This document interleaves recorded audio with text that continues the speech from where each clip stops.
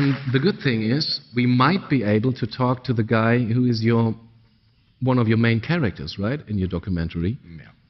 Let's see if he's there. Yeah. Good evening. Hi, here are you. Good evening.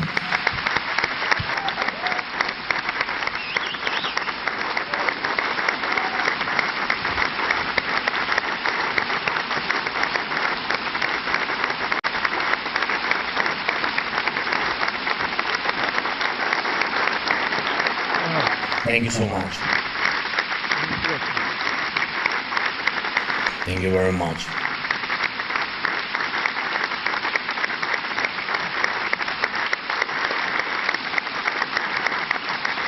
Thank you.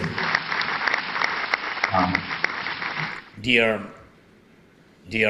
organizers, thank you very much. Dear organizers, participants, friend of Ukraine, Sean, and guests, all the guests of the 73rd Berlin Film Festival, ladies and gentlemen. In preparing for this address, I remembered a phrase that you are all well familiar with: break the fourth wall. An imaginary border between the one who is on the screen and the viewer. At the same time, cinema is able to overcome other walls and barriers existing in the world, both real and ideological.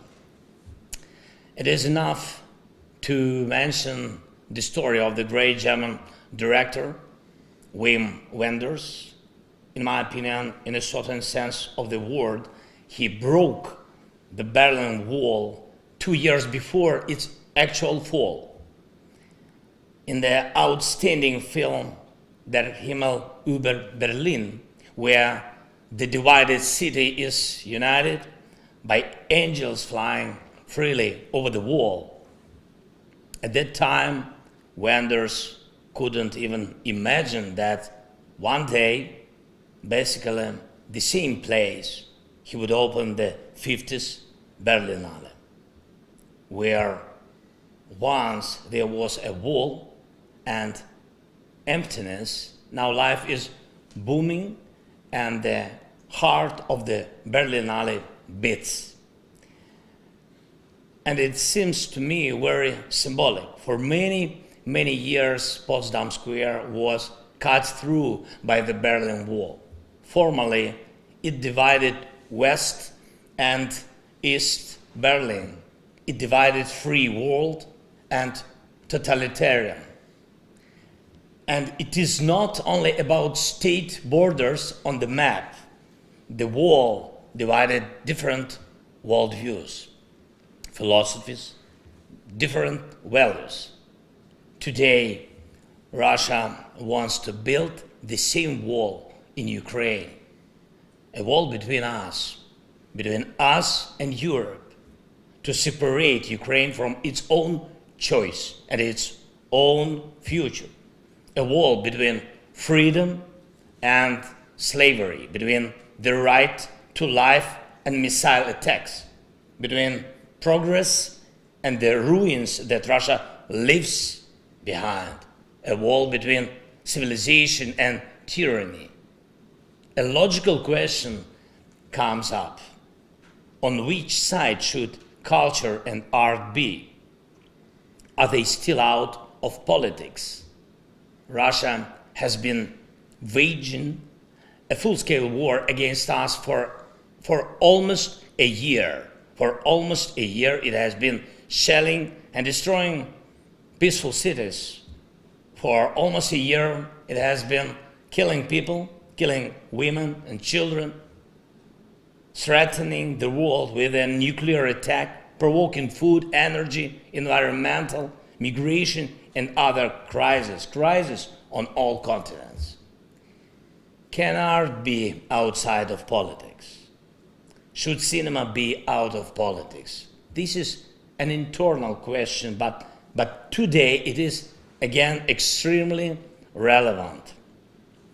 I think about it when I hear strange calls for representatives of Russian sports, read about strange invitations to perform for Russian musicians, discussions about scientists, cinema, and culture in general. And I was thinking about this last night when Russia launched yet another massive missile attack on Ukraine, 36 rockets and Iranian drones.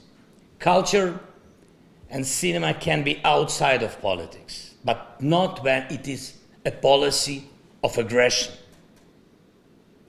not when it is a policy of mass crimes, murders, terror, the desire to destroy other countries and other peoples, when it is a policy of total war. That is the politics of today's Russia.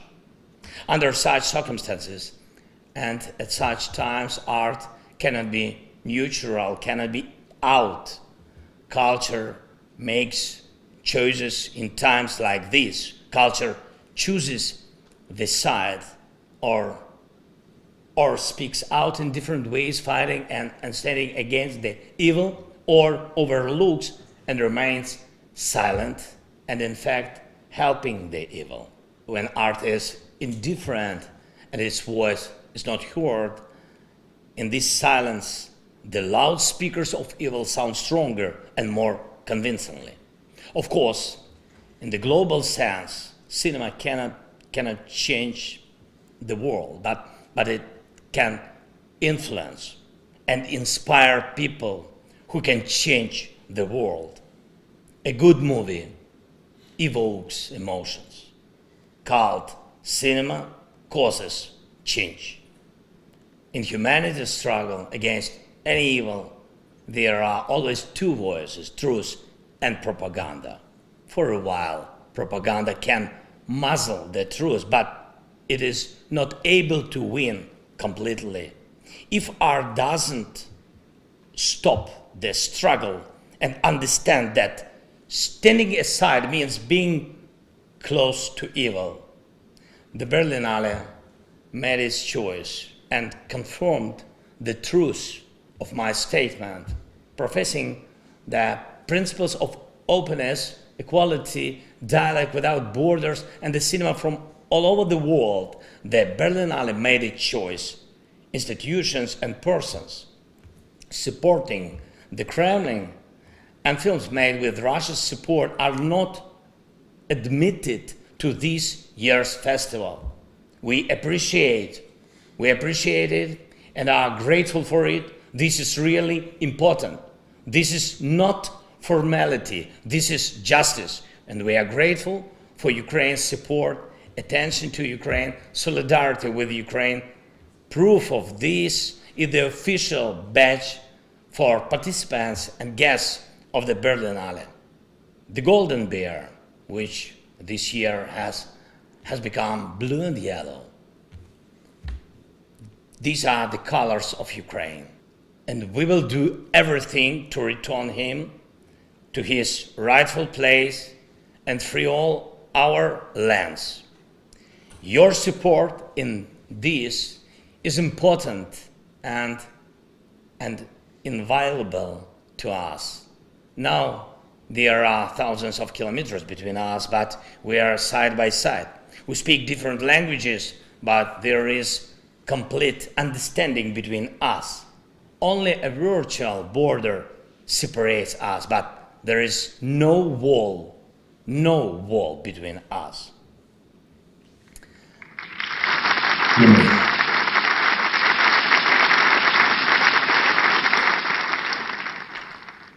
Ladies and gentlemen, in 1951, the first Berlin Film Festival took place.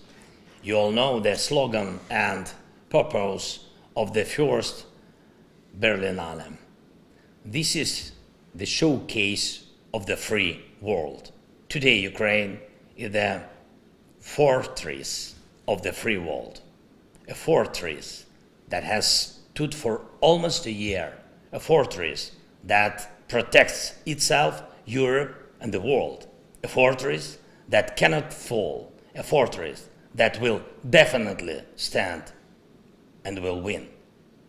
I know and I believe that you will all be convinced of this after seeing our superpower, the superpower of Ukraine. Glory to Ukraine. Okay.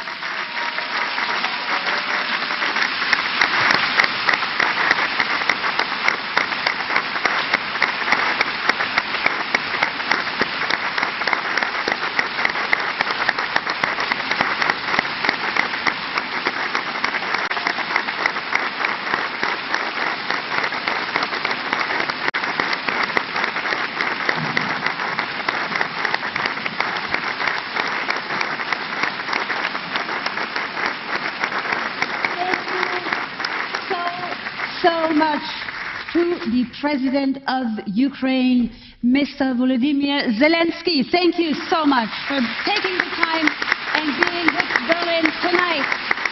Thank you.